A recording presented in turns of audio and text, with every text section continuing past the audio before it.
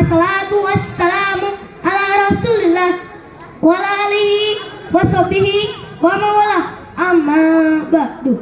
Faqala ta'ala fil Qur'anil Karim, a'udzu billahi minasyaitonir rajim. Bismillahirrahmanirrahim. Ya ayyuhalladzina amanu taqullaha wa kunu ma'as-shadiqin. Al-ayah sadaqallahul azim. Kepada Bapak Kepala Sekolah yang Alif hormati, kepada Bapak Ibu Guru yang Alif hormati, dan teman-teman yang Alif banggakan.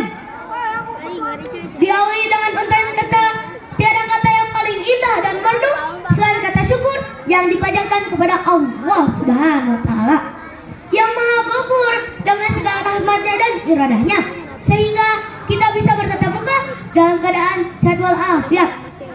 Salawat beriring salam semoga curahkan kepada baginda makhluk terindah yang menjadi uswatun hasanah, rahmatan lil alamin.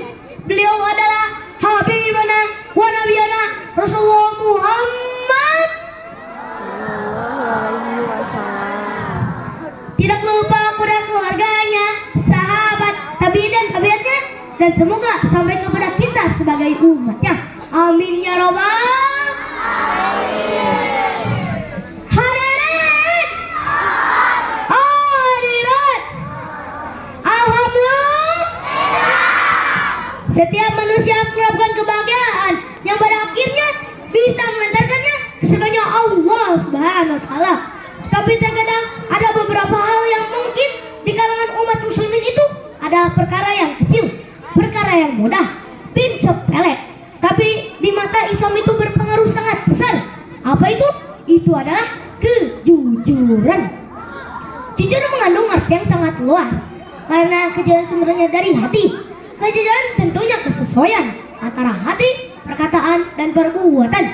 Jika di antara ketiganya tidak sesuai, maka itu adalah sifat sebaiknya, yaitu bohong atau dusta. Nabi Muhammad SAW bersabda, "Alaikum bisidqin," hendaklah kalian berlaku jujur. Mengapa Nabi menekan kita untuk berlaku jujur? Fa inna sidqa yahdi ilal birri. Sesungguhnya kejujuran itu akan mengantarkan manusia kepada kebaikan. Sekali saja kalian berkata atau berlaku jujur, maka kalian akan diarahkan kepada amal kebaikan. Maka kejujuran adalah modal untuk kehidupan. Hadirin, hadirat. Alhamdulillah. Bolehkah Alif menyanyi? Sing pintar tur bener, sing jujur tong bohong, ulang jadikan batur, ngalah hirup loba dulur, rasa ucap lampah, tekad yang tabeat, ngaratin nemu bagja, selamat dunia akhirat. Hadirin, oh hadirat, sing jadi jalma soleh. Kejujuran perlu diterapkan sedari dini, perlu untuk pemeriksaan, dan jangan sekali-kali kita melakukan perbuatan sebaliknya, yaitu bohong atau dusta, karena itu bisa mencelakakan kita. Bu, Pak, pedagang jualan jeruk, jeruknya busuk, dibilang bagus. Enggak, pemimpin tidak amanah pada rakyatnya. Sok, boleh makan balabok di kantin sekolah. Darmaji, apa itu darmaji? Dahar 5 ngaku hiji. Boleh-boleh saja. Tapi Bu, tapi Pak, siap-siap aja. Setelah itu, welcome to the hell, selamat datang di neraka. Kenapa? Tentu saja karena tadi kamu kan bohong atau dusta, mau masuk neraka. Nauzubillahi min. Hadirin, oh hadirat. Alhamdulillah.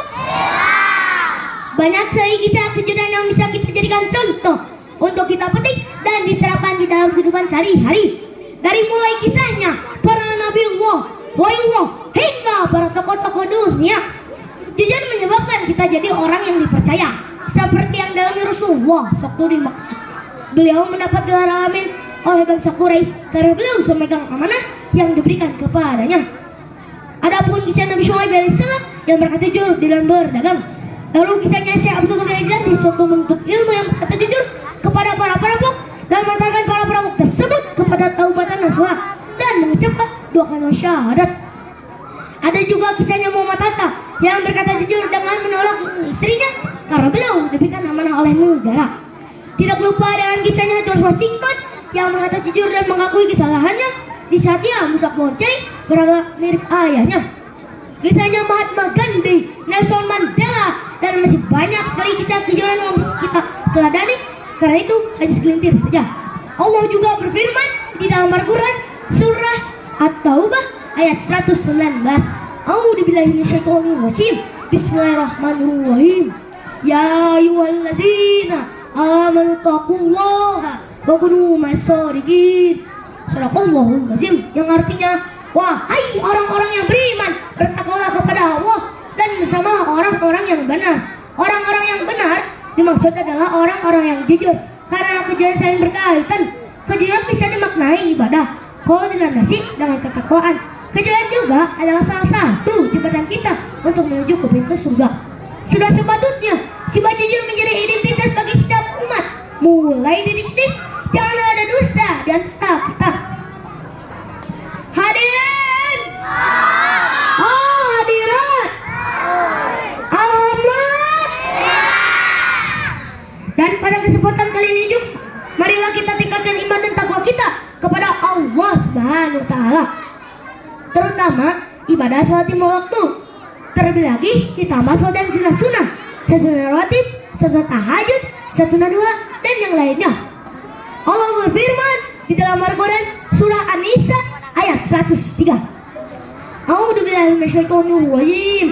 Bismillahirrahmanirrahim. Inna sholata kanat 'alal mu'minina kitaban mawquta.